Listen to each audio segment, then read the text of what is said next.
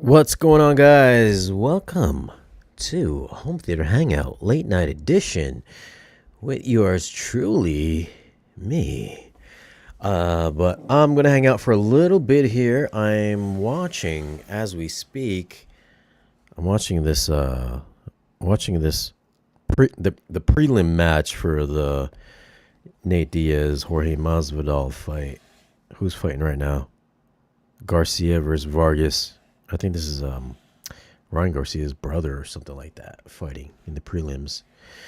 I don't know who's going to win this one, but I figured I'd waste a little bit of time right now, hang out with some of you guys, see what's going on, discuss some of the reviews that I did this past week, which I had a pretty busy week this week, dropping some reviews. But we got Fred 215 here today. What's up, Fred? Symphonics Audio. Yes, this is live, Symphonics Audio. We're going live right now. Also, I'm at the corner of my eyes. I'm trying to watch this boxing match. I don't even like boxing match, but I'm watching it anyways. Len has ordered the SVS Ultra Evolution Nanos to replace my rear prime satellites as my rear surrounds. Congratulations. I was supposed to get the new SVS speakers. I don't know when. I don't know. I have no idea. I see they're floating around the YouTubes right now. I have not gotten my pair in yet. We'll see. What was the question here?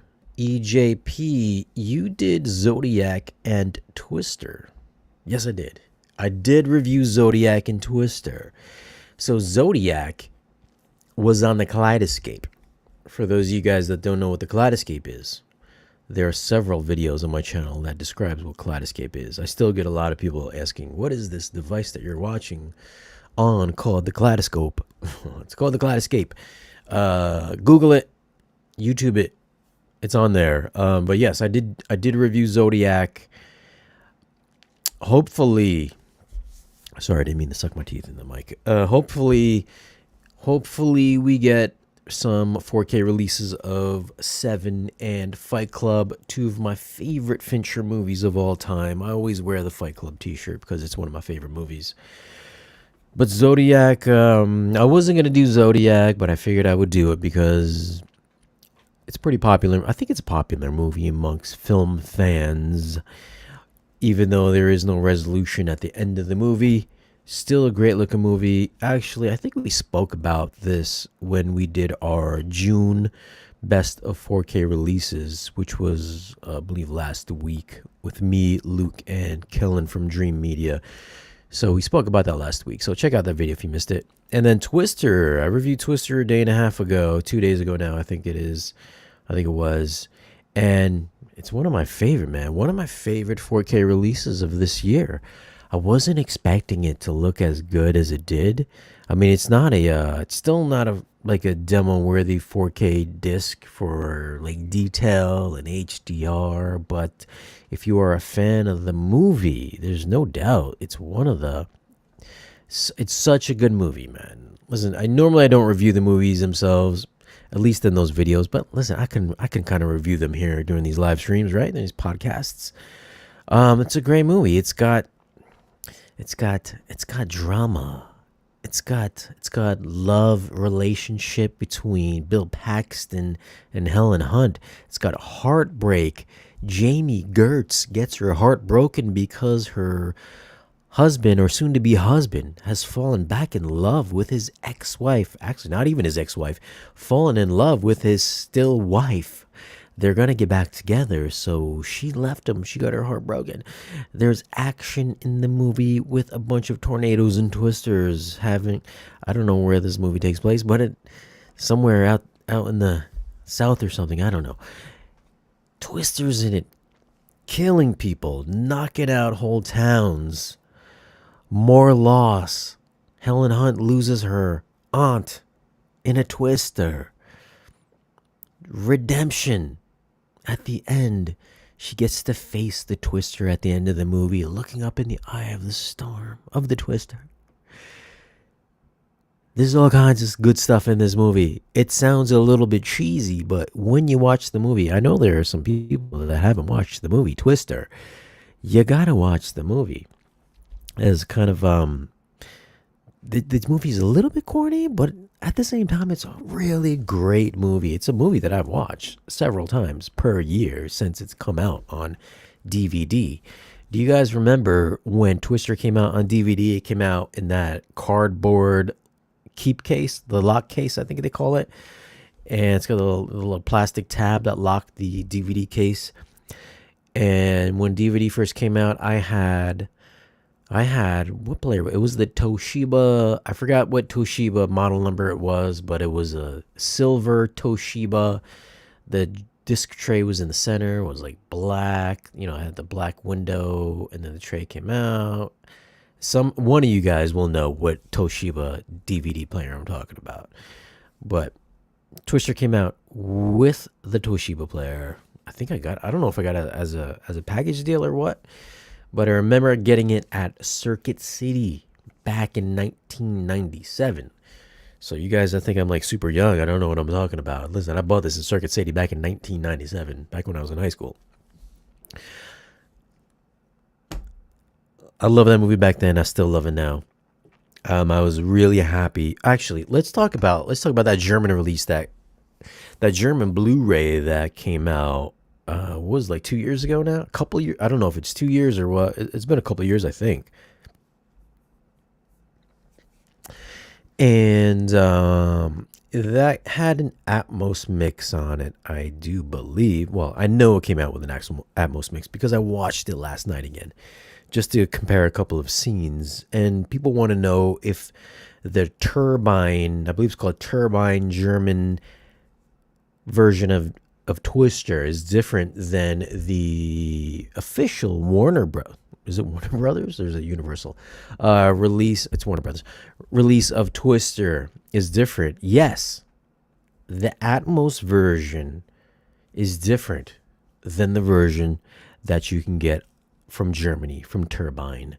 The Turbine edition does indeed, if you have, like myself, if you have 6 Atmos, or not Atmos, if you have 6 height channels, top channels, the German version will use all 6 top channels. It will also, I don't recall if it used the second set of surround channels. I don't believe it did. But it did use all 6 top channels. The the US version uses only 2 top channels. Hence, you have to go ahead and choose your 4-channel height preset, because if you're using 6 top channels, only the middle top channels are going to get used. So you're going to have to use the 4 top channels. Now, while listening back to the German Turbine edition, I did not notice any kind of movement that happened in the top channels per se. Nothing like really just zipping back and forth up in the top channels. Of course, the US version, I guess since it's only a 2-channel height channel mix, top channel mix, there's not going to be anything moving up top, right? So, a couple of things that are different, main differences that I heard when comparing the two with specific scenes. I didn't watch all the way through and compare the entire thing, the Atmos mix between all of them. I just watched some of the key scenes, the beginning of the movie. Actually, during the entire out of all the demo scenes that I've watched, it does sound to me that the German version kind of sounds like they took the 5.1 channel mix and just kind of upmixed it to be an Atmos mix. That's what it sounded like to me. When I compared it to the Atmos version had bigger, there was air to the mix, there was space to the mix. Very noticeably to me, when actually just at the beginning of the movie, man, just the wind effects sounded deeper. The sound stage was deeper and it was cleaner sounding. The what was the other part that I was listening to? The outdoor scene when they were at the diner and Bill was outside. Bill Paxton was outside, and they were kind of contemplating which way they're gonna go. Were they gonna go this way or that way? Were they gonna go? And Philip Seymour Hoffman was out there talking to Bill Paxton. In that scene, the thunder and the effects sound. I kind of said it in my review, but I know I didn't compare it to the Turbine edition.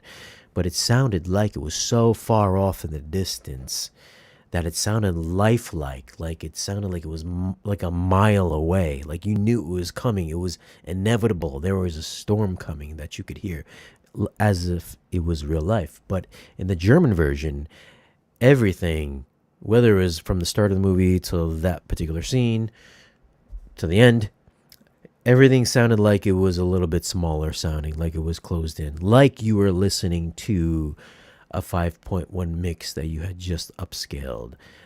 So there you could tell that there was no, they didn't redo it. They didn't remix it to give it some extra air to the mix. That was probably the main thing that I got coming from, comparing the two mixes. So everything was more, it was more detailed. The official Warner Brothers release was more detailed. It was cleaner sounding. It was crisper sounding. It's like if you took a clip speaker and you compared it to a Focal, you can hear the extra refinement and detail on the top end. Not saying anything's wrong with a clip speaker, but it's like you got a good speaker and then you have an exceptional speaker. That's kind of like the difference that I got from it. I mean, just the spacing in the air and the soundstage was greater, and the separation was greater, as you would expect with a current modern day mix, more modern mixes with more fidelity in the mix. I do believe they went back. Jan DeMont did go back and help supervise the whole remix, the 4K transfer, the audio mix. I'm sure they had all the original stems, which I'm sure they did not have the original stems in the German mix. That's why it sounded so much better to me, and it sounded cleaner to go with the Warner Brothers version rather than the German version. So I know there's a lot of people that were asking that question in the comment section. Is the German version different from the Warner Brothers American US version? Yes, it's different. It's very different. Some people are going to like the German version. Some people are going to like the US version. So there's no winning in that regard. It's all subjective, whether you like it or not. But not subjectively was just the spacing and the soundstage. It's better on the US version. I like to think my home theater system is pretty good. I think it's maybe slightly above average. Definitely better than most of these 4K reviewers with sound bars. I would say if you want a good review on the audio, listen, you gotta find yourself a nice 4K reviewer that actually has a home theater that can tell you if it sounds good or not. And yes, it's a different experience between that German version and this one. What else we got here? And then Zodiac. Like I said, Zodiac was a good thing as well. Medieval, hello again from Lansing, Michigan. Hello, Medieval. Welcome tonight. Hey Shane, what's your thoughts on JTR subwoofers and speakers? I keep hearing so many people praise them. I can't really say. I haven't had any of the subwoofers or speakers in my space. A lot of people like them, so I can't say. I mean, if most people like them, then they must be pretty good. So, listen, if you're gonna buy them, buy them. But I can't say out of personal experience in my space what they sound like. Hi Shane, I love your work. Have you seen The Watchers? It seems good Atmos. What do you think? Use it as demo for Atmos. I have, yes, Varen. malware. I have seen Watchers, and I listened to it in Atmos. And the beginning of the movie sounds really good because it takes place out in the woods, out in the forest. I don't know what country it takes place in. Maybe in like the UK or something like that. But yeah, the Atmos is pretty good. You get some good atmospherics in it. It's not a big bombastic mix.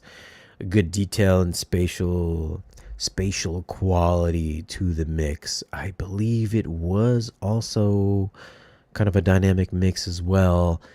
And I liked it up until I enjoyed the movie up until like halfway through. Then it got a little predictable. But if we're just talking about Atmos mix, I wouldn't say it's a demo for Atmos, but I thought it was good though. I thought it was enjoyable. I wouldn't watch it again because the movie kind of sucked. So you can take that for what it is. I watched Despicable Me at the Dolby Cinema today. The Dolby Atmos was mediocre. Well, that doesn't surprise me. That doesn't surprise me. I'm probably gonna go watch Despicable Me 4 in. They're playing it in 3D over here, so I gotta go check that out before it exits the theater and doesn't come in 3D Blu-ray in the future, which is probably gonna be like in another 30 days or so, if not less. Victor Fontaine, I imported the Turbine Pitch Black 4K because they did an Atmos remix for their release. I have the Turbine Pitch Black 4K release, and it looks like garbage. It looks like garbage. I remember picking up, I don't know what's going on over there in Germany, but I feel like they're just getting the Blu-rays and like upscaling them and putting an HDR pass on them and just like juicing up the HDR. I don't know who did the German version of Iron Man, but that whole collection was such garbage. Oh my God, it was so bad. I feel like they took the DVD and just upscaled it and try to put an HDR pass on it. It was so bad. I remember the Pitch Black version. Not quite as bad, but it wasn't that good though. It just wasn't good. And then I remember just watching Twister, and I was just like, oh, this doesn't sound good either. But hey, some people like the overly hot HDR, and some people like the juiced up Atmos, the fake Atmos, and that's the impression that I got. Jumping on here, get my 2 cents in. What the heck are they doing to our 3D Blu-rays? Yeah, I don't know. We didn't get a Godzilla X Kong 3D Blu-ray. I mean, maybe it'll come at some point in time. I mean, sometimes it'll come months after the 4K releases come out. I've noticed that in the past. But yeah, we didn't get a 4K version of that. I watched it. I watched Godzilla X Kong at the not the Dolby. They didn't show it in Dolby here. I just watched it in a regular real 3D over here in Connecticut, and it was okay. It was like a mediocre level of 3D, so it wasn't fantastic. But I try to watch 3D movies as much as I can because there's a pretty good chance that they're not going to come out on physical media. I got a feeling they might release Despicable Me 4 though. I don't know. I don't know. I just got the feeling they might release, because it would make sense, because it's it's an animation, it's cartoon. But yeah, it sucks that most of these 3D releases are not coming out of physical media, because usually we get usually we get 3D on physical releases that you have to import from Japan. Typically, those, what is it called, Next 3D or something like that. But I haven't seen that. Recently with a lot of releases. If you guys missed the video that I did with the I did a semi home theater tour, because I know a lot of you guys are asking for like a home theater tour, and I think I'm shooting the home theater tour probably this week, now that I got the final piece of the puzzle for the home theater. It just came in. If you're part of my Patreon, you can check out what came in. But that's coming, I think, this week. So I will be shooting that. So I've got all the subwoofers in place, all the speakers in place, the screen is in place, all my walls are finished. Actually, my walls are like 99.99% finished. I still got to do a little bit of edging near the doors, hinges. So there's a little gap between some of the panels and the hinge that I kind of want to close in. Although I don't have to show that in the video, so you guys won't even notice that. Well, nobody's noticed it yet. But that's the only thing really I got to finish. And so yeah, home theater tour. So if you missed the video, it was the RBH Sound 661 review. If you missed it, check it out. If you guys want to know, everybody, I still get a lot of comments. Hey, what did you use to review this movie on? Or, what speakers are you using? Or what projector are you using? What are you using in your home theater? When's the home theater tour coming? Well, I did the review. It's called Speaker Upgrades, RBH Sound. That's what it is. You can see the entire home theater there. I show everything. I even show like some of the gear too. The gear's in there as well. It's the same gear that I've had for the past couple of years now. It's still the Trinov. It's still the Kaleidoscape. It's still the Trinov amps. But I have new speakers. And you can see the room. The whole room's in there. I got the entire room. I took some sweeping slow motion shots just so people wouldn't have to ask me, what does your room look like? Yes, it's a new room. Yes, it's a new home theater. Yes, I'm out of the apartment. Yes, I'm in a new house. I'm in my house. No, I'm not renting it. Yes, I do have top channels. A lot of questions were, do I have height channels or top channels?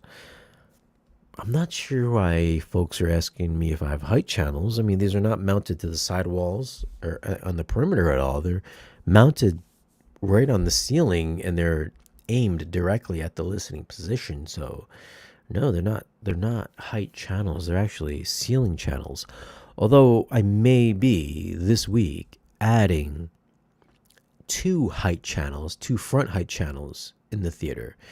So that way I can have two height channels, two top front channels, two middle channels, and then two rear channels, two top rear channels. So that would make it 8 in total, which I'm hoping would make for a really good, smooth, even smoother transition when sounds go from the front stage up the wall, then up top over to the ceiling. That's the idea.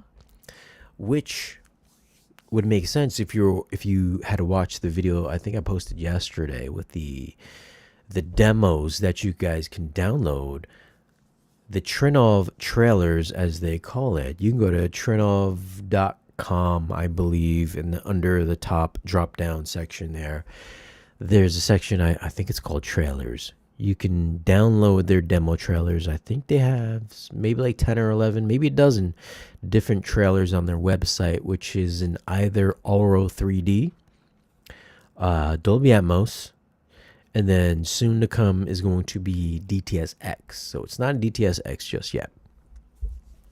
But those will use all of your available speakers. It's a full, dynamically, totally active mix.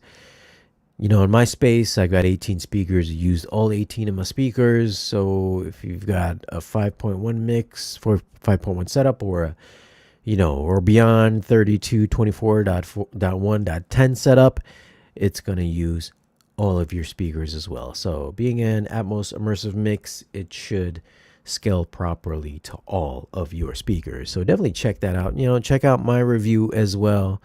It's not really a review, but I did the video on it. Leave a comment on that video. It helps when you guys leave comments. But there's links in that video so you can go and download those trailers for your home theater. And it's worth it. I mean, it's free. Why are you guys going to turn down free? Go get them. Go get them. Divyang Vida. How bad is the Acolyte? How bad is the Acolyte? Man. How bad is the Acolyte? I don't know what. I don't know what's going on with Star Wars lately, but that last episode, kudos to whoever that actor is playing the bad Sith guy. I don't even know. I don't even know these characters' names. I don't know who the bad guy's name is. Like Kylo Ren version 2. I mean, good for him. Good for him. I love that. I believe he's Asian. So thank you Star Wars for putting in a bad Asian guy in the show, making him like a main character. So kudos for that, for Asian representation in Star Wars, because we're getting all kinds of other representation, right? Instead of the Asian. Listen, I'm not a woke kind of person, but I appreciate when you're gonna make a main character an Asian guy. If you're gonna race swap characters, can we stop making them different races? Let's race swap Asian. Let's make him Asian, right? Can we get a Black Panther who's Asian? I would love that. But yeah, man, whoever this whoever this bad Kylo Ren guy is with the big smiley face, I think they call him Smilo Ren.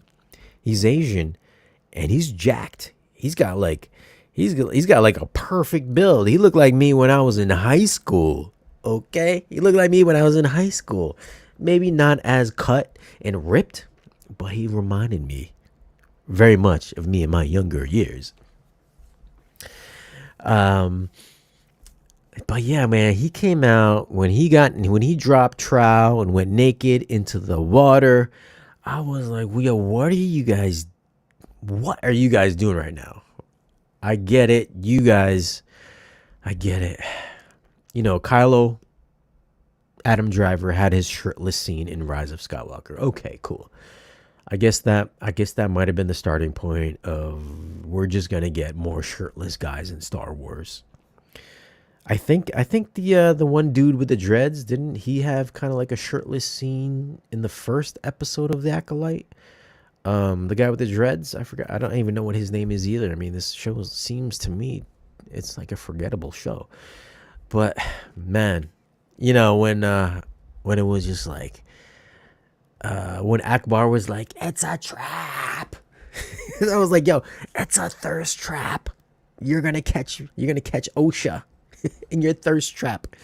Bad Sith guy. My man got totally naked. He came out of the water. Spoiler alert if you didn't watch the episode, but whatever. It's been out for a week now.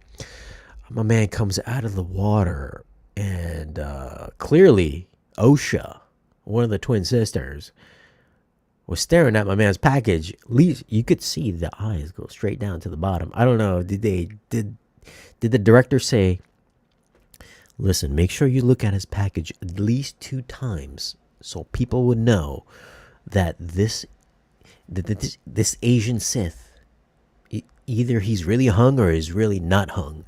But make sure you make eye contact twice so we can catch you, okay? Make sure you do it." And also, my man's glistening in water and stuff. I mean, okay, cool for you. You're jacked. But man, I don't know what's happening in this show. This is legit. You know, like the original Star Wars, we had like, I don't know how people are aging nowadays, but I feel like 20-year-olds back in 1976 and 1980, they must look different than 20-year-olds do now, because everybody on the show besides maybe Saul, the older Asian Jedi, clearly he's the elder of the show, and maybe Trinity, but they killed her off in the first episode. Everybody, this seems like a Riverdale type of CW type of Star Wars, you know? Everybody's so young. They're like I don't want to say preteen, but like pre-20 or something like that. It's such a, yeah, man, it doesn't capture the essence, the fantastical, the adventure of Star Wars. At least not to me. Maybe it does to you. I don't know. I feel like it's missing the kind of like the, not that Star Wars is really serious, but it's like, I feel like it's not an adult show. It's not an adult show anymore. It's just not an adult show. It's for the Kim Kardashian crowd, or I don't know. It's It's just not good, man. there's like the idea is there for being a really good show. It doesn't capture my mind though. If you like it, cool, good for you. I wish I liked it as well. I wanted to like it. I did like the last, not this last episode, but the last episode was 6. I think episode 5 was okay because it had some pretty badass lightsaber battles in it. I mean, that was really good. Maybe one of the best lightsaber battles I've seen in Star Wars yet, next to the Phantom Menace, the Darth Maul, Qui-Gon, Obi-Wan fight. This might be better. Episode 5 might be better than that one. But episode 6 it's just not good, man. I don't see where they can redeem themselves in the last 2 episodes. I don't know where it's gonna go. But yeah, man, that's my thoughts. That's my thoughts in the Acolyte. Only one episode, episode 5, good episode, decent episode. I want to say good episode, but that's it though. I don't know what's happening, man. But yes, man, good job, good job. What's her name? Leslie Headland or something like that. Good job making the bad guy an Asian guy. I appreciate that. I wish they didn't kill. I wish they didn't kill whoever played, X20. What's her name? X21, X23 from Logan. They killed her off pretty quickly too. I didn't think they were going to do that.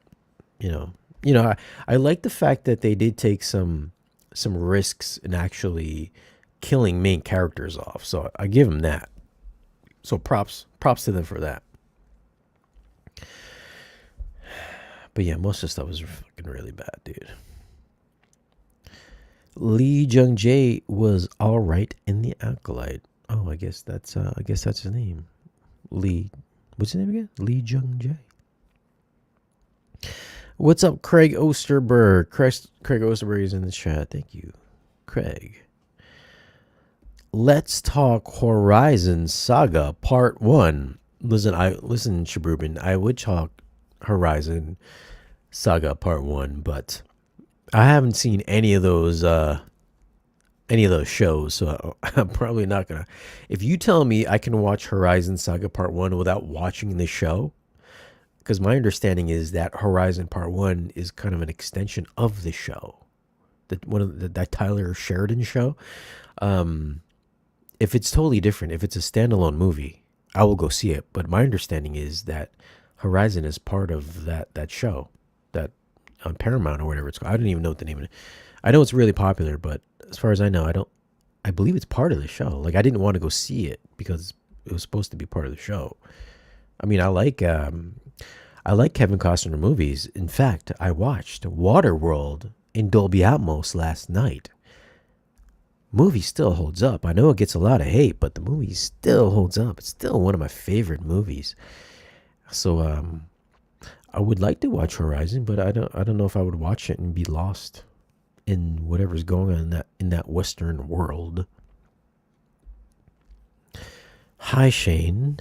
I have a 5.1.4 setup, but I find a lot of Atmos DTS-X tracks rather lacking. From your experience, would you recommend using an upmixer? If so, what are your thoughts on Oro upmixer? Well, not that this question comes up often, but unless they changed things, if you're watching Dolby Atmos and you're not happy with that Atmos mix because either you're not getting a lot of lower channel surround information, or there's not a lot of height channel information, you cannot use the Oro upmixer to upmix Dolby Atmos tracks. If you're watching DTS-X mixes, which maybe there's like 5 or 6 of them, maybe less than a dozen, Bad Boys 4, maybe Gladiator, you cannot overlay Oro on top of that to upmix it, unless it's changed. At least I haven't been able to do it. What you would have to do is you would have to turn off your bit streaming. You had to turn off bit streaming, turn on PCM on your player, so that way you can get 5.1 and then upmix it to Oro 3D. I mean, correct me if I'm wrong, guys, in my thinking of that. Or you can select the regular Dolby Digital track on the Blu-ray, whatever you're watching. But if you want to get aural upmixing, you can't overlay it on Atmos or DTS-X tracks. If that's what you like, then go ahead and do it. For me, I wouldn't go that route. I like to listen to it how it is. But if that's what if that's what you like, then yeah, you're gonna have to bring it back down off of Dolby Atmos or DTS-X. Bring it back down to 5.1 or 7.1 or 2.0, and then have the aural upmixer do its thing. That way it can extract whatever it extracts and puts more information up top. But yeah, if you want more, that's the only way I can think of. If you wanted to get more surround information out of your mixes, is to do that. I don't do that, but you certainly could. How do you do glasses free 3D? I believe you have to have at least 2 projectors in your house. I think you have to have a polarized screen, if I'm not mistaken. Correct me if I'm wrong, again, in the chat. 2 projectors, 1 for each eye, left and right, maybe a polarized screen, and then you can have one of those. You can have some glasses that you pick up at your local AMC or wherever. Then you can probably do it that way. That's my understanding. Any plans to watch Crisis Negotiators in theaters? It's the remake of The Negotiator. I've never even heard about this, Gary Lau. Who is in Crisis Negotiators? I think there's a show called Negotiators, isn't there, on Apple TV with Matt Damon and Casey Affleck?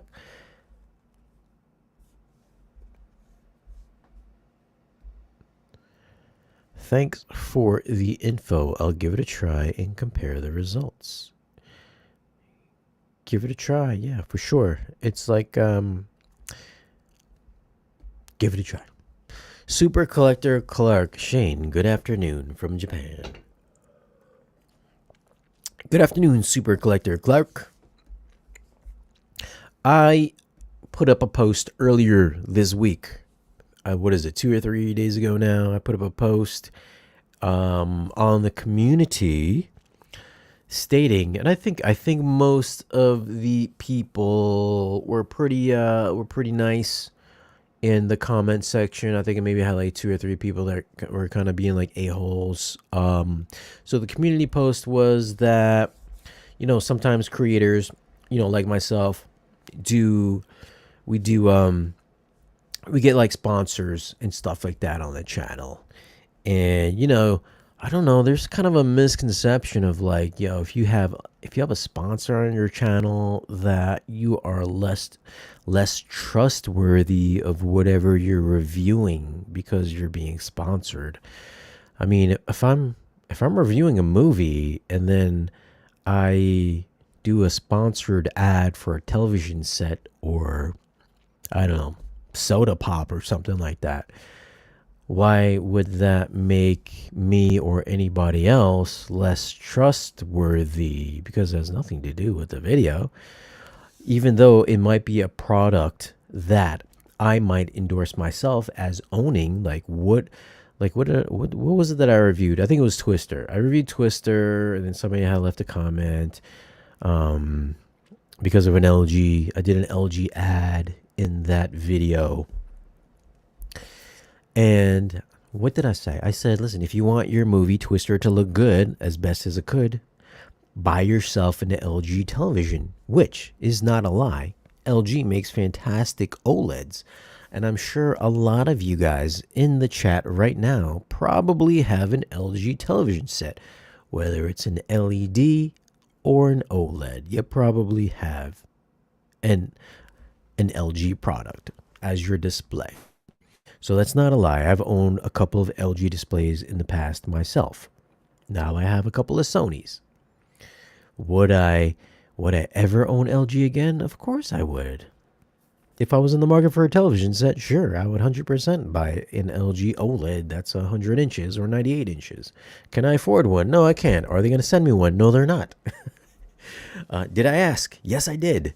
But yeah, I get a lot of the funniest comment that came in was, hold on, the whole rationale between people that do these videos and live streams and podcasts is that, for a lot of folks, like, this is our job. It's like creating videos for you guys. It's whether it's talking about the newest speaker or a new home theater setup or a new movie or whatever it is, some curtains, a projector, television set. Most of these people, I mean, when you start YouTube, nobody makes money when they start YouTube. I mean, if you're like a normal person, you don't make any money when you start YouTube. You only start making money when you get 1,000 subscribers. You have to have 1,000 subscribers. You have to have, I believe, 4,000 hours of watch time on your video as well. So you got to meet those two criteria, and then you can start making a little bit of money on YouTube. And it wasn't a lie when I said, oh man, when I make these videos, it takes a few hours to edit a video. It's like you gotta set your camera up. I know some of this might sound trivial to you guys, but listen, you have to buy a camera. I don't use a cell phone. First of all, I don't use a cell phone. My cell phone's right here when I'm doing these live streams. This is my cell phone. It's a Google Pixel 6. A lot of guys that make videos, they use cell phones. I don't use a cell phone. I use the exact same camera that they use to shoot the Creator. It's a Sony FX3. It's a $4,000 camera, maybe a little bit more. I have a couple of them. I have another camera here that I'm using the live stream with, and I have a couple more cameras. So if I'm shooting a video, whether it's me by myself, I will use an FX3. If I have somebody else shooting the video for me and I'm helping them as well, I use an FX3, then I might use an A7 something or another. So I have a couple cameras on hand, and these cameras cost thousands of dollars, right? Nobody cares about that. Nobody cares about it because most of you guys don't care what cameras I'm using. And listen, I get it. Most people don't care if it's color graded properly, if I add film emulation to it, if I'm color grading and making certain colors pop or whatever. Nobody ever really notices. Every once in a while, I'll get somebody that's like, oh my God, I love what you did with this video and your editing or whatever. That's for you guys. That's me getting these nice cameras and shooting a video for you guys. For those real film fans out there that catch those little things that I do in my reviews, that if you are a true movie fan, you'll probably catch how I shot this video or what I did to shoot this video. Those guys will catch it. 99% of you guys won't. And then you get shit on because, you spend money on cameras. There's hours and hours put in. Right now, I'm doing a live stream with you guys. I'm not getting paid for this. Nobody's giving me any money. I'll do it anyways. You know why? Because it grows, it builds a bond with the subscribers, and I get to, get in touch with you guys, and I can answer some questions. If I have an answer for you guys, then I'll answer questions here in the chat with you guys. So we're building a rapport between all of us, the subscribers that show up. I'm not asking anybody for money. I'm not asking any of you guys for money. But it's time taken out of my day.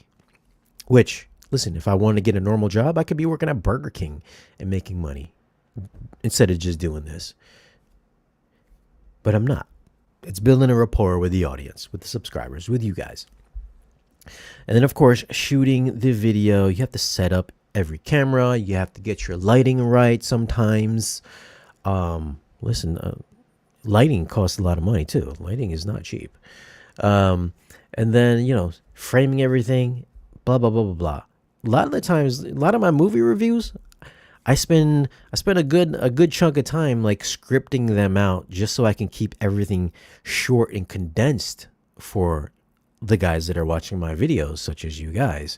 Instead of watching a 20-minute video of me saying, well, Twister came out and this was shot with a 35 millimeter, and I think it has a 4K DI, and I believe it was, you know, a lot of pauses and stuff like that. I like to script my 4K reviews out so I can keep it as condensed and short as possible. And there's a lot of time that goes into scripting videos, whether it's a 4K review or if I'm reviewing speakers. That can be hours as well, just writing a script. And then if I'm writing a script that's not a 4K review, if I'm doing like a speaker review, like I did on my RBH review, so in my script I will write out what shot in what angle I want to shoot that at. If I want to get a dead straight on shot, or if I want to get a 45-degree angle shot, if I want to shoot it from the bottom up, if I want to make sure my projector's in the shot, if I want to make sure the back speakers are in the shot, that goes into the production as well. And then people are just like, oh my God, you know what? Listen, one guy was just like, I'm a content consumer, meaning I'm a consumer who consumes your content for free, essentially for free. But this is what I want, and this is why I don't want to watch you, because you don't do this for me. I was like, listen, if you paid me for what I did, I would do it your way. Most people don't pay me for what I do, so I'm going to do it my way, which is what it comes down to. People get so upset with like, yo, listen, you get a sponsorship deal to help you offset all the hours of work that you do, but you shouldn't be getting paid for the work that you do, because I want unbiased reviews. That's all I want. Unbiased reviews. Tell me exactly what I want to know. And listen, I tell you what I think I would want to know as a consumer. Also, I like to have a little bit of visual style to how I'm telling you what this review looks like.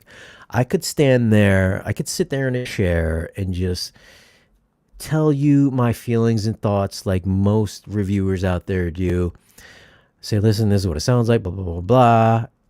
One take, I could do it in one shot, click the stop button. But, I don't like to do that. I like to take B-roll. I like to make it engaging, make it visually engaging. I'm a movie fan, just like you guys are movie fans. I would like my reviews to feel like a miniature movie. Like, that I took some time to craft this review, whether you watched it or not. It's there. I took the time to do it. If I wanted to get a sponsor to help me offset the cost of this review, because I might make $20 off of it. On that RBH review that I did, which took me a good couple of months to do, several hours to write the script, to listen to the speakers, to blah, blah, blah, blah, blah, set them up.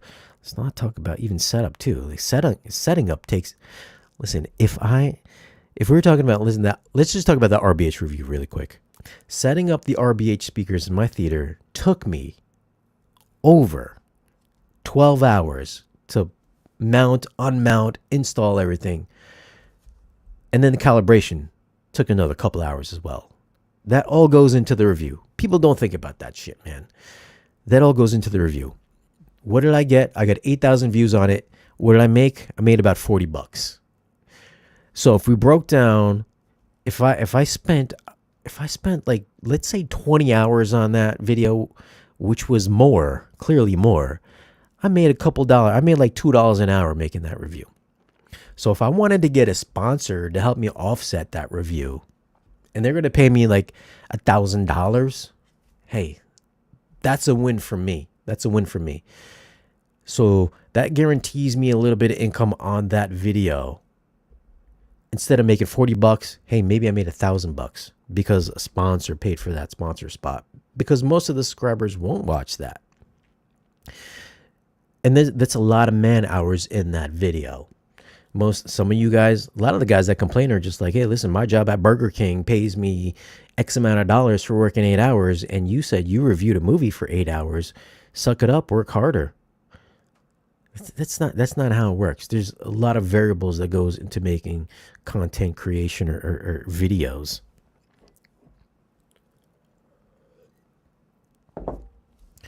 So I mean, it's like that whole post was like, it wasn't me complaining like I'm not making money or anything like that. I know what I set myself into when I joined YouTube. I know what I set myself up when I quit my day job to do YouTube full time. Most people that do that, they know that YouTube is not a steady source of income. There's going to be some ups and downs. What that post was meant to say to the viewers out there who are just like non appreciative was that, listen, when you make comments in the comment section, you should know that your favorite content creator, they spend a lot of time making this free content that you're watching, that I know that you're not helping them offset in cost. There's Patreon, there's YouTube memberships. You can join for as little as $1 a month. Like, I have a $1 a month tier. That's $12 a month. And out of 100,000 subscribers, I have about 400 people, 300 people that are on my Patreon. They pay me $1, maybe $5. Thank you guys on my Patreon for doing that as well. I don't know what that percentage is, but I know most of you guys don't even kick back $1. But you'll watch it, you'll enjoy it. That's cool. You'll get some education or information out of it. That's good as well. That's kind of the main point of it, right? But for those people that get the information for free and they just want to bitch about it and complain about it, they don't know what goes on behind the scenes, what it takes to make these videos. I'm not a cell phone shooter. I don't make videos on just whatever. These are all topics that are related to the home theater crew, home theater community. They're movies. It's gear. It's speakers. It's music. It's industry things that are going on that's happening in the home theater AV community. It's all rolled up into one. This isn't it's not a simple fucking like you're mowing lawns or you're flipping burgers or whatever. This is we spend a lot of time in this stuff. Not just me, but all your other favorite home theater channels out there. We all do the same stuff. And then we all gotta listen to the comments that come in like, oh man, you're a shill. Why you doing this? Why are you doing that? Why you don't do it this way? Why are you doing this way? Why you not making me happy? Do it this for me. Why don't you spend your money to buy these speakers? Why are you reviewing these speakers? Buy these speakers. These are better. Like what? Like how much money you think we make? How much money you think all these content creators make, man? In the home theater community. We're not talking about like gaming or other stuff like that. I mean, this is the home theater community. This is a very small niche. It's a real small niche, and it's from YouTube metrics. If you are in the YouTube metrics and you're looking at the stats and views, it's shrank since like, I don't know what year was the pandemic. It was like 2019, 2020 or something like that. I mean, ever since then, man, it has kind of like drastically shrank. Views have gone down, and I haven't changed my content at all. So I mean, I know I got some a-holes that are just like, yo, you need to change your subject matter up, blah blah blah blah, because you're reviewing gear that's too much money or something like that. Listen, I started my channel that was too much money. That's why people came to my channel, because it was too much money. If anything, everybody that's reviewing gear and home theater is reviewing all the stuff that's too much money now. So I'm not saying I kicked off that trend, but everybody wants to review a Trinov. Everybody wants to review a Mad VR. Everybody wants to review the $20,000, $40,000 projectors and more. My channel hasn't really changed at all. I'm still reviewing movies. I still try to review high-end gear. I try to mix a little bit of the mid-range stuff in there as well. And then I engage with you guys as well. But the metrics do say that views have gone smaller across the board. And, being a content creator, I'm friends with a lot of the other content creators as well on YouTube. And they've all seen dips in their views also. So when we turn to getting some sponsor deals, you need to stop bitching at that shit, man. Like, would I come to your house and say, you need to go stop working at Popeyes. You need to step it up. Go work at Walmart. Take the next step. Go from Walmart take your ass over to go from Popeyes, go over to fucking Walmart. Okay, stop. I'm not even throwing shade at people that work at Popeyes either. Sorry, I go to Popeyes fucking like weekly. But work your ass up, right? I don't come to your house telling you, listen, you're a POS because this is what you do at your job. Work fucking harder. Become a doctor. But that's what we get in the comment section, and I get tired of it. I get real tired of it, and I hate the comparisons where it's like, yo, we go to these other channels because they're not sponsored. They have an unbiased review of what's going on. When we watch their reviews, because they're unbiased, they're not paid for. Let me tell you what, man. Spoiler alert, your favorite channel that you think is unbiased, that is not sponsored, fucking wrong, dude. Everybody's fucking got a little bit of bias. Everybody has a little bit of something going on in the background as well. Don't think they're not. All right? Just because I'm just saying, everybody's got a little something. I know. I'm in the fucking space. I know. So your favorite guy who you think is immune to getting money and kickbacks, everybody gets a little something. They get a little piece of something. So let's not be like, stop comparing other channels to other channels. Everybody's got a bias in this game. There's a little skin in the game for everybody, and everybody gets a little piece of it. So don't think everybody's immune. But that's the community post that I put up like 2 days ago.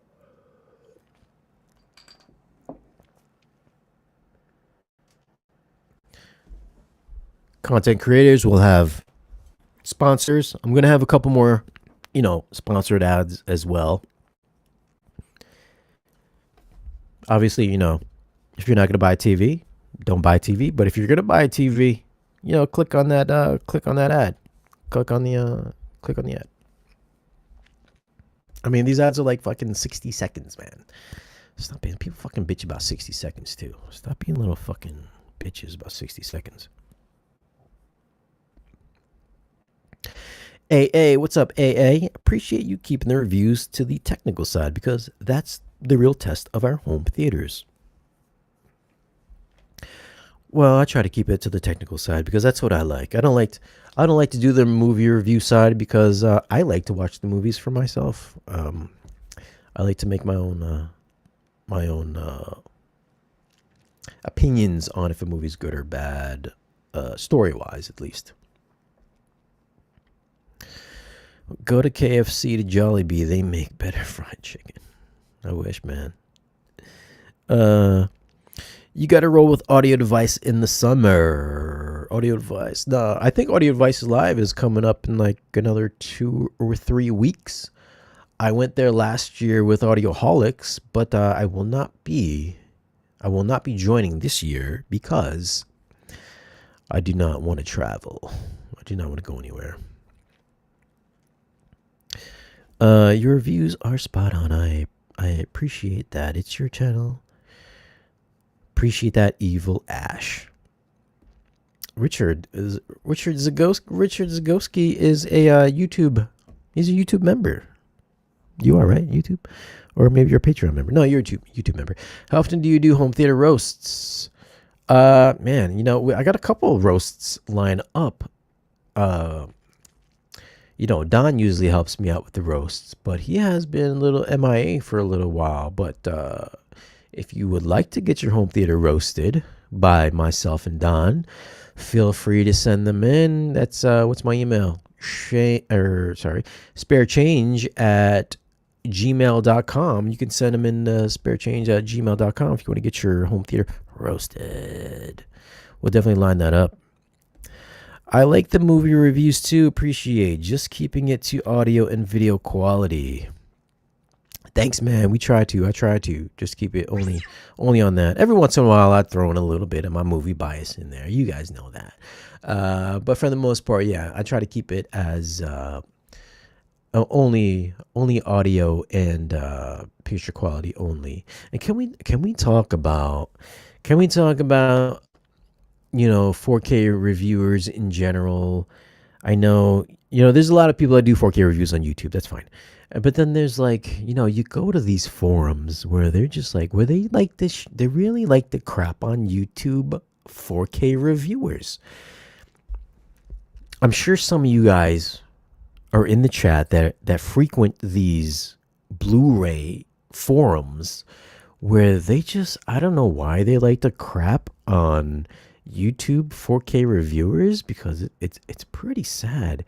Apparently, it seems that only the real 4K reviewers, the real movie 4K reviewers, reside in these Blu-ray forums.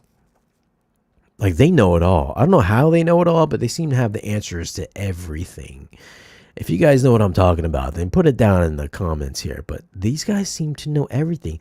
They seem to know everything that happened back in like 1982 on this particular film, and the film stock they use, and the procedures that they use to extract all the detail, and the computer they use to scan it in, and the color grading and everything like that. I'm like, how do you guys fucking know this shit in these forums? Like, how is it possible that you know the entire thing, the entire process of every single movie? It's always one guy too in these forums that knows everything about every movie, and then everybody piles on. They shit on all these 4K YouTube reviewers. It's ridiculous. It's crazy. A lot of the Reddit 4K reviewers were unhappy with True Lies Remaster. Well, I think that's kind of, no, across the board. I think most people didn't like it. Some people liked it, some people didn't like it. What's happening? After I win a lottery here in Canada, I will get a video wall in a new house and get Zach to send in the photos for you to roast. Man, I hope so. Hope you get that video wall after you win the lottery, which says to me, chances are you ain't never getting that video wall, Richard Zageski. Sorry. You could just send me your home theater that you have now, and we can roast that, because I know you left me a lot of comments on it. Since they don't re-release much of their back catalog on 4K, what Disney Fox movie do you want to see get the upgrade the most? The only Disney Fox movie I want to see is Fight Club and Seven, are my two favorite catalog movies that is going to be in the Fox catalog. I mean, I'm glad we got the Zodiac, so that's why I did that review, because it was the closest thing to like Seven. So I did that, and if it's anything like that, then oh man, I feel like I'm going to be a little bit disappointed. It was still good, but I feel like I'm going to be a little bit disappointed. Chabrubin, why aren't we talking about Kevin Costner Horizon and American Saga? We talked about that earlier, Chabrubin. Did you drop that? Did you drop that question earlier? I feel like I answered that question earlier. Pretty sure I did. Do you like the YouTuber films at home? Oh, you caught me on that one. Do I like the YouTuber films at home? I don't know. Is there a YouTuber called Films at Home? Haven't seen them. Can't say. I thought it looked amazing. What did you think looked amazing? Fred 215, Fight Club, yes, and big fan of Fight Club, so I'm really holding off on that. I haven't got any like word that it's gonna be, I asked, who did I ask? I asked my 20th Century guy if that's coming. I haven't got like a different answer on that, so can't say. Do you want 3D TV to make a comeback? Do I want 3D? I don't care if 3D TVs make a comeback, but 3D projectors are still a thing, so that's the only thing I'm worried that I care about. So 3D TVs doesn't really matter. 3D to me doesn't make much sense, because I feel like if you're gonna watch 3D, it should be on a huge screen, because 3D on a small TV is like it doesn't really do too much. You really need to be immersed in 3D, so it's like you need to have like 120 inch or above. I feel like for 3D at home to make an impact. True Lies. I did True Lies. I reviewed True Lies. A good 4K projector that does 3D also. It will be my first projector. Man, there's a bunch of them, man. There's JVC, there's Sony, I got a new X-Jimmy projector coming up. If you want to be a little bit more budget, that's coming up. What else? Who else does 3D? BenQ does 4K 3D. DLP. And there's a lot of good budget options. I mean, you don't have to spend a lot of money to get yourself a projector in 3D with 3D. I have a budget 3D projector. It's pretty immersive on most movies. Amazing text. What? Will video walls have 3D? Who knows? Well, from the last stream that we did, they said that those video walls do 3D. I don't know how they do 3D, but he said it would do passive 3D. I would personally like to see it myself, but nobody's done a video on it though, so I don't know if that's true or not. Do you collect Criterions? I don't. Listen, this might come as a surprise to some of you guys, but I do not collect movies. I'm not a movie collector. My movie collection resides in either my Zidu player on hard drives. I typically give my movies away, or lately I have been buying them. If you haven't noticed, I have been buying them on the Kaleidoscape because it's an easier way to get movies. So it's either I get some movies in for a review, I rip them, they go to my Zidu player, or they go on hard drives, and then or I just go, if it's something I really like, then I will just review it on the Kaleidoscape. Easiest way for me. Takes up less space. I mean, listen, I just got a house, and I don't want to take up a lot of space in the house with a lot of discs. So I don't really collect movies. Sorry. Even though, they'll send me movies, I just give them away, and then I'll keep the digital. Sometimes I'll give the digital away, but then sometimes I'll just keep the digital for iTunes or something.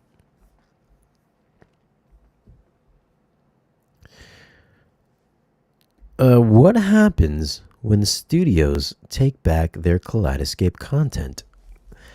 What happens when the studios take back their Kaleidoscape content? I mean, I don't think there's ever been. I have asked this question. I said, has there ever been a time where they have removed content from the hard drive? And they said no. So, I don't know.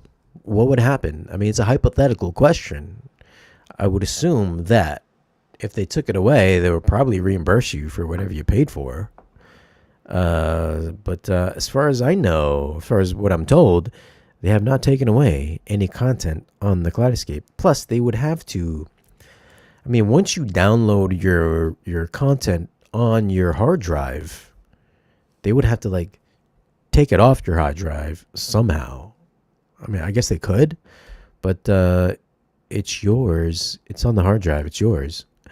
I think and then there's several questions. There's several questions about what happens if there's these main questions. It's like, what happens if Kaleidoscape goes out of business? What happens to your movies? Another question is, well, if they went out of business, your movies would still be on the hard drive because you've already downloaded them. All you have to do is, they're out of business, disconnect your hard drive from the internet or whatever. The movies are still yours. You can play them. Just like you could play them if they were on your 4K discs. They're not going to go anywhere. If they're on the hard drive, they're on the hard drive. If you have a Plex server and your movies are on your server and your NAS and your hard drives, those aren't going to go anywhere either, are they? So if you download some movies and Kaleidoscape was to go out of business, you would still have your movies. So that's the question that always pops up, right? What happens if they go out of business? Where's your movies? You still got your fucking movies, man. They're on a hard drive. They're not going to disappear. The question is, do you have to be connected to the internet in order to use Kaleidoscape? You have to be connected to the internet to use the Kaleidoscape if you're going to download a movie to the Kaleidoscape. Other than that, you do not have to be connected to the internet to use Kaleidoscape. If the movies are on your hard drive and you disconnect your device from the internet, you can still use a Kaleidoscape to watch your movies in full resolution glory. So you do not have to be connected to the internet to use the Kaleidoscape unless you want to download a new movie. What happens if your hard drive fails? Well, what happens if you have a Plex server in your house and your hard drive fails? You're probably going to have to buy a new hard drive. What happens with your 4K movie on disc if your disc gets disc rot? Or if somebody scratches your disc, you're going to have to get a new disc. What happens if you lend out your 4K Blu-ray to your friend and they never return it? You're going to have to get a new 4K disc. It's like, these common questions that pop up with Kaleidoscape are so stupid. They're common sense questions. It's always like doomsday scenarios. What happens if they go out of business? I don't know. If they go out of business, you can't buy any more movies on Kaleidoscape. You still have your movies. You just can't buy any more movies. What happens if they stop making physical media? I guess you can't buy physical media no more. You're going to have to watch it on streaming. Stupid questions, simple answers, man. Come on. Let's keep it real for you Kaleidoscape haters out there. Not saying, Chabrubin, you're a Kaleidoscape hater, but this is one of the stupid questions that fucking happens all the time. Really appreciate all your reviews, Shane. Thank you, man. Appreciate that. Apple and Sony are coming for a Kaleidoscape with higher monthly cost service. Are Apple and Sony really coming for a Kaleidoscape? I mean, Kaleidoscape has been in the biz for a good 2 decades, right? 20 years now. I mean, nobody has really challenged them just yet from a quality standpoint and ownership standpoint. If Apple and Sony, which they're not going to, not anytime soon, they're not going to, unless they make their files downloadable, which I don't see them doing anytime soon. Definitely, no, that doesn't even make sense why they would let you download their movies to rewatch. Again, it's their streaming service. I just don't see them doing that. Sony has a pretty good service right now, yeah. But you still have to have their television sets. So, I mean, I wish they would come out with like a Sony streaming device where it was like whatever they named it now, Bravia Core. It used to be Bravia Core. I don't know what it's called now. But I think they were like streaming like 80 megabits per second, which is pretty close to disc quality. But every time they come up with something new, it gets defunct in like a year or two.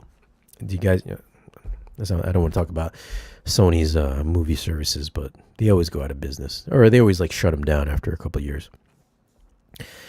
But I don't see Apple making a device where they're going to let you download lossless quality movies. They have a pretty thriving streaming service right now with really good quality for streaming services. But for them to let you just download these full movies in full glory just so you can watch it for us niche people, I don't see that happening anytime soon. I definitely don't see. Maybe Sony would do it. But it's got to be like the Sony movies, and it's got to be on their Sony device, their TVs, or maybe their Blu-ray players. But I don't see them making like an all-encompassing device like a Roku or something like that, which you can download it on. And I don't see Apple or Sony ever buying Kaleidoscape. That's a stupid idea that always comes up as well. I just don't see that happening. Not saying it couldn't happen, but I just don't see it happening. It hasn't happened yet. I just don't see it happening. So just to be like, yo, they're coming for their throats, I don't think so. I mean, Cloudescape is in there. They're in their niche, man. Like it's like saying Denon is coming for Trinov's throat with their newest AVR processor. Trinov does something, that all the other mass-produced brands don't. Like Sony and Apple is a mass-produced brand. Kaleidoscape is not a mass-produced brand. Trinov is not a mass-produced brand. Denon Marantz is a mass-produced brand. They cater to the wider audience, which is the people that don't want to spend $40,000 on a device. You know what I mean? It's like Rolex and Timex. Timex caters to the mass audience, such as most of the people in the world. You can go to Walmart and buy a Timex for $10. Does it tell time better than a Rolex? Yeah, it does. It actually does tell time better than a Rolex.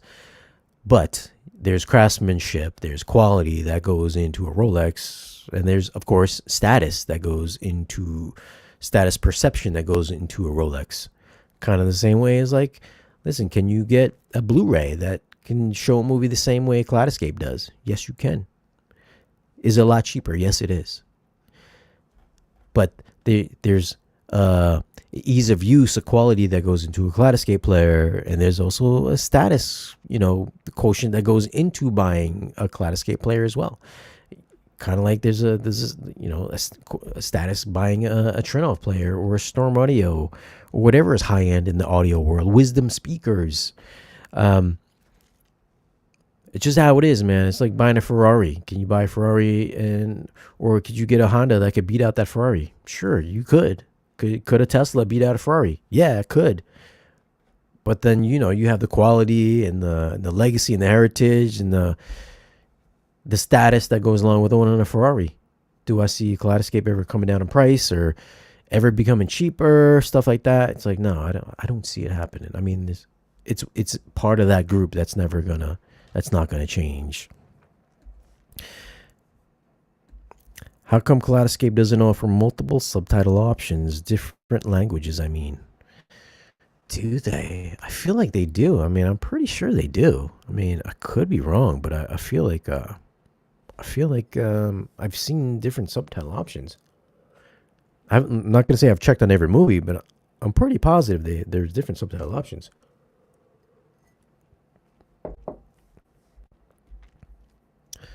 I'm talking about high megabit streaming costing $50 a month and compete with Blu-ray, Ultra HD, physical media.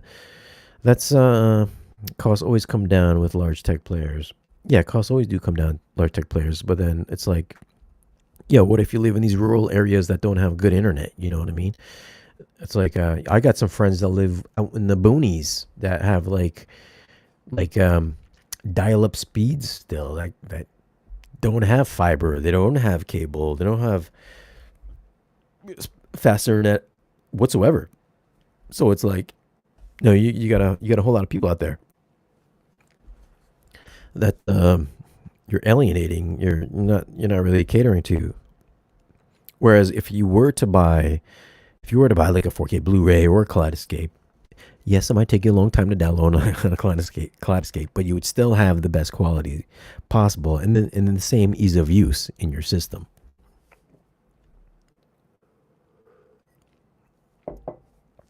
I just don't see, I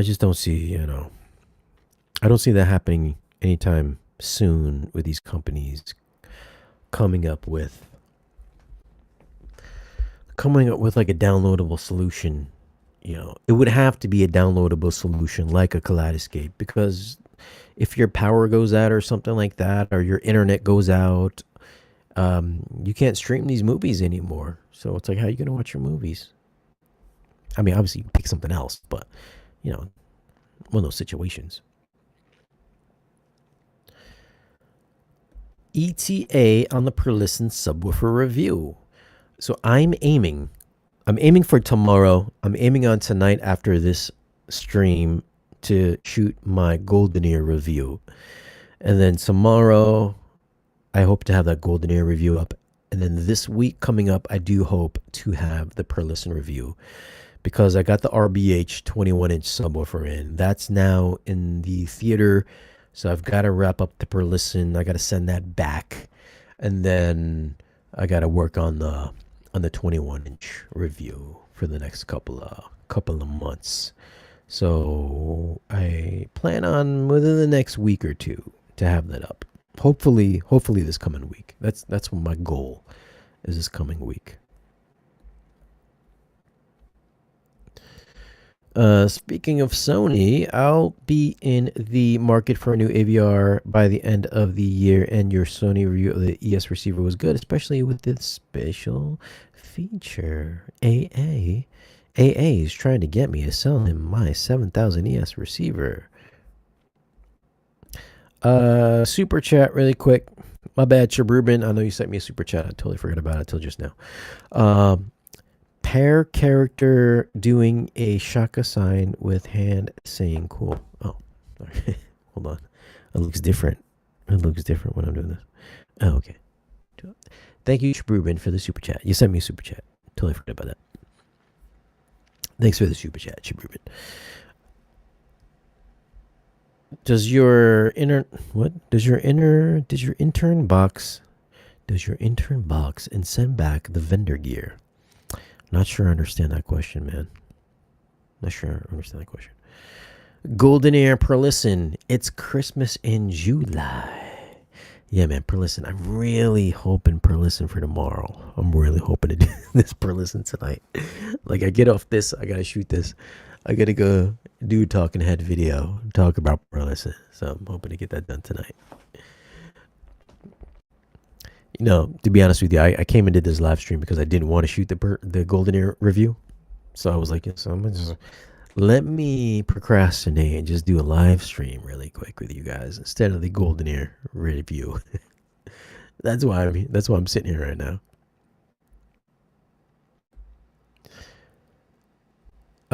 Thoughts about Klipsch 1600 subwoofer? Just bought one and I think it's awesome.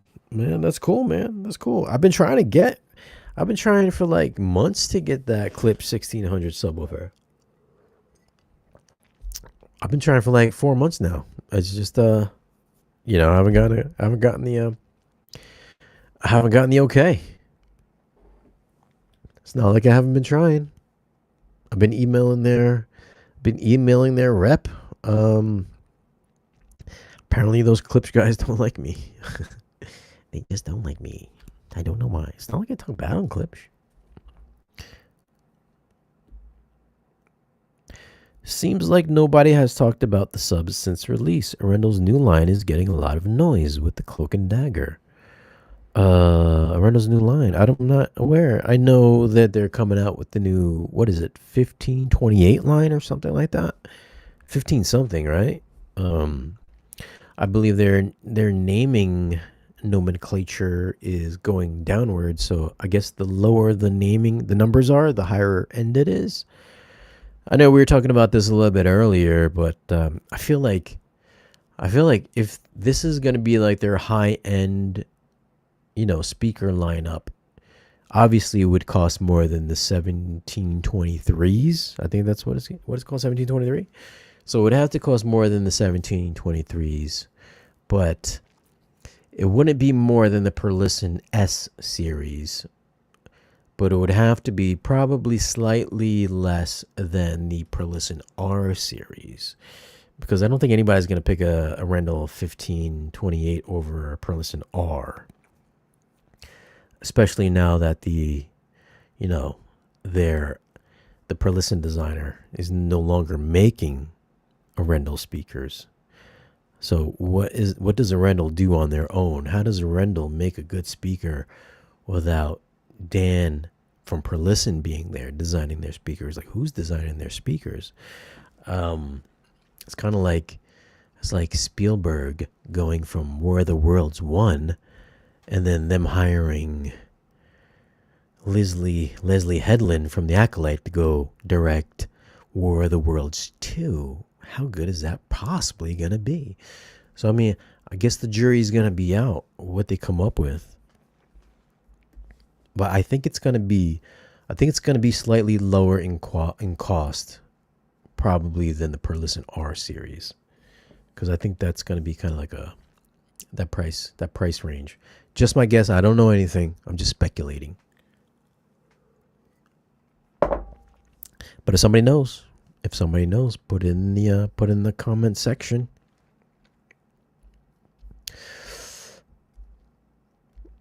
If you live in an area with bad or no internet, you can get satellite internet.